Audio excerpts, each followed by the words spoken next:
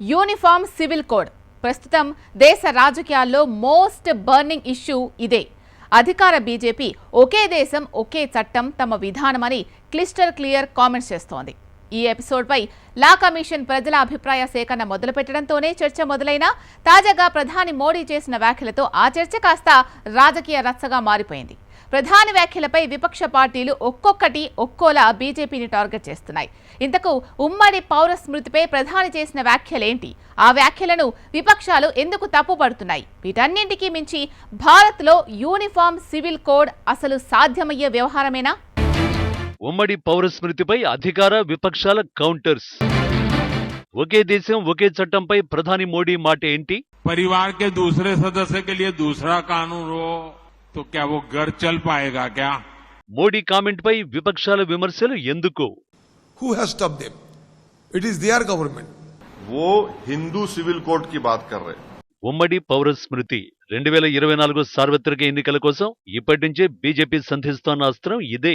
2014 సమయంలోనే uniform civil code ను తెరపైకి తెచ్చిన కమలనాథులు పలు దఫాలుగా దీనిపై ప్రజాభిప్రాయ సేకరణ కూడా జరిపించారు. 2016-18 సంవత్సరాల్లో ఉమ్మడి పౌర స్మృతిపై అభిప్రాయ సేకరణ జరిపారు. ఆ తర్వాత 2019లో అధికారంలోకి వచ్చిన తర్వాత ఇది అమల్లోకి వస్తుందని ప్రచారం జరిగింది. ఆ తర్వాత ఉమ్మడి పౌర స్మృతి ఎపిసోడ్ పై ఎలాంటి అప్డేట్ లేదు. దీంతో ఈ వ్యవహారంలో బీజేపీ ప్రభుత్వం వెనక్కి తగ్గిందని అందరూ అనుకున్నారు. కానీ అనూహ్యంగా ఎన్నికల సంవత్సరంలో ఉమ్మడి పౌర స్మృతి ఎపిసోడ్ తెరపైకి వచ్చింది. లా కమిషన్ మరోసారి ప్రజాభిప్రాయ సేకరణకు దిగడంతో మరోసారి ఈ ఎపిసోడ్ దేశ రాజకీయంలో చర్చనీయాంశంగా మారింది. లా కమిషన్ ప్రకటనపై రాజకీయ పరంగా ఎలాంటి రియాక్షన్లు రాకపోయినా తాజాగా భోపాల్లో ప్రధాని మోడీ చేసిన వ్యాఖ్యలతో ఈ ఎపిసోడ్ రాజకీయంగా కూడా సెగలు రేపుతోంది. यूनिफॉर्म सिविल कोड के नाम पर ऐसे लोगों को भड़काने का काम हो रहा है.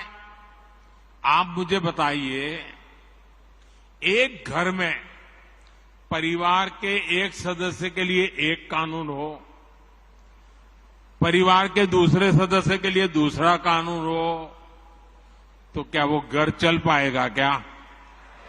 कभी भी चल पाएगा क्या? फिर ऐसी दोहरी व्यवस्था से देश कैसे चल पाएगा? భోపాల్ సభలో ప్రధాని మోడీ చేసిన హాట్ కామెంట్స్ ఇవే. ఒకే దేశంలో రెండు చట్టాలు ఎలా నడుస్తాయని ప్రధాని ప్రశ్నించారు.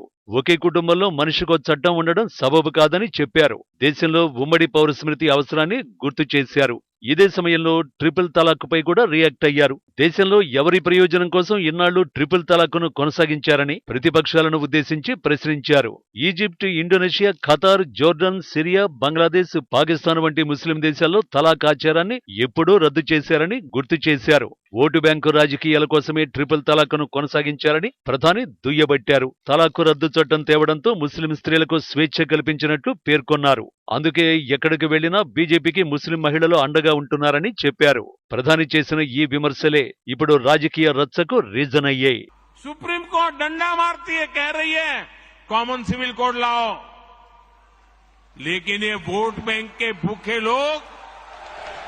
లా కమిషన్ ప్రజాభిప్రాయ సేకరణ నిర్ణయం పైన రాజకీయ స్పందనలు వినిపించినప్పటికీ మోడీ వ్యాఖ్యల తర్వాత అవి పొలిటికల్ విమర్శలుగా మారిపోయాయి. భోపాల్లో ప్రధాని వ్యాఖ్యల్ని ప్రతిపక్షాలు తప్పుబడుతున్నాయి. ఇది దేశ బహుళత్వం, వైవిధ్యాన్ని అటాక్ చేయడమేనని ప్రతిపక్షాలు ఆరోపిస్తున్నాయి. ప్రధాని మోడీ ఓటు బ్యాంకు రాజకీయాలకు పాల్పడుతోన్నట్టు కాంగ్రెస్, డీఎంకే, ఎంఐఎం పార్టీలు ఆరోపించాయి. ఆ లిస్టులోకి మరిన్ని విపక్ష పార్టీలు కూడా చేరుతున్నాయి. మణిపూర్లో జరుగుతున్న హింస, పెరుగుతున్న ధరలు, నిరుద్యోగం సహా పలు అంశాలపై మాట్లాడని ప్రధాని ఉమ్మడి పౌర స్మృతి గురించి ప్రస్తావించడం సరైంది కాదంటూ ఎదురుదాడికి దిగుతున్నాయి.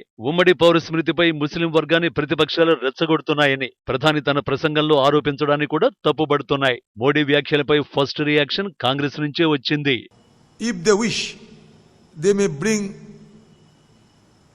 uniform civil code in the form of legislation in the parliament. There will be engaged ourselves in the threadbare discussions and debate. No problem. Who has stopped them? It is their government. Before placing it in the parliament, why you are raising the issue and putting the blame on opposition party? Why? ఒకవేళ ఉమ్మడి పౌర స్మృతి కావాలంటే దాన్ని పార్లమెంటులో BJP ప్రవేశపెట్టొచ్చని వాళ్లను ఎవరడ్డుకున్నారు అనేది కాంగ్రెస్ నేత అధీర్ రంజన్ చౌదరి ప్రశ్న.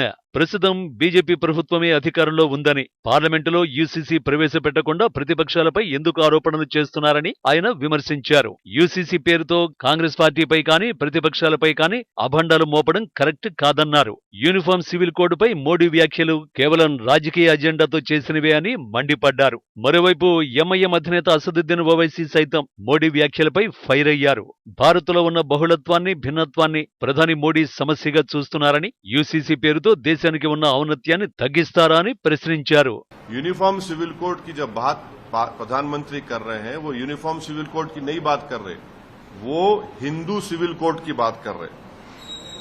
पूरे जो इस्लामिक रेफरेंसेस है प्रैक्टिसेस के, उसको वो इलीगल ट्रीट करेंगे और पूरे हिंदू प्रैक्टिसेस को प्रधानमंत्री अंडर द लॉ प्रोटेक्ट कर लेंगे. मैं प्रधानमंत्री को चैलेंज कर रहा हूं, 300 एमपी आपकने हैं, आप हिंदू अनडिवाइडेड फैमिली को एबॉलिश करो पहले. नंबर 1 कर सकते क्या आप? యూసీసీ గురించి మాట్లాడుతున్నప్పుడు హిందూ సివిల్ కోడ్ గురించి కూడా మాట్లాడాలనేది ఓవైసీ మాట.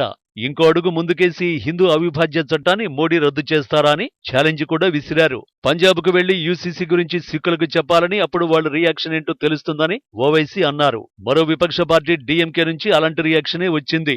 ఉమ్మడి పౌర స్మృతిని ముందుగా హిందువులకు వర్తింపచేయాలని డీఎంకే పట్టుబట్టింది. ఆపై అన్ని కులాల వారిని ఆలయాల్లోకి అనుమతించాలని కోరింది.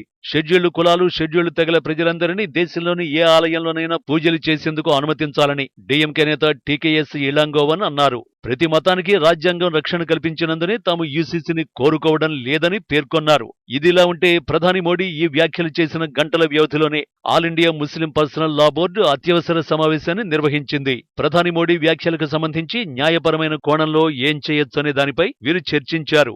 లాయర్లు, న్యాయశాస్త్ర నిపుణులు వెల్లడించిన అభిప్రాయాలను లా కమిషన్ కు అందించాలని వీరు నిర్ణయించారు.